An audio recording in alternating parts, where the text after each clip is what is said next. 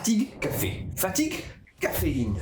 Mais pourquoi ça marche? T'as sûrement déjà vécu la fatigue qui te gagne en fin de journée. En gros, cette fatigue, c'est à cause d'une molécule un peu chiante qu'on appelle l'adénosine. L'adénosine, elle sert à plein de trucs. Elle se balade dans ton cerveau et plus tu travailles, plus tu bouges, plus elle se répand. Jusqu'à un moment donné où, en fait, eh bien, elle te dit « Eh oh, c'est l'heure d'aller au lit ». Et c'est là qu'entre en scène notre super-héros, le café. L'idée, c'est que la caféine, elle ressemble un petit peu à cette molécule. Et quand tu bois du café, eh bien, la caféine va directement prendre la place de l'adénosine. Mais ça veut pas dire pour autant que t'es pas fatigué, ça veut juste dire que tu trompes ton cerveau et que finalement t'es pas au courant que t'es fatigué. Le problème, c'est que plus tu bois du café pour repousser l'heure du dodo, plus tu vas être fatigué. T'as déjà senti ce vilain coup de barre qui s'abat sur toi lorsque tu as bu beaucoup de caféine. Et finalement, plus tu bois de café, plus t'as besoin de café. Mais bon, en gros, eh bien, la caféine, elle ne va jamais vaincre complètement l'adénosine. C'est un petit peu comme un match de catch où on sait très bien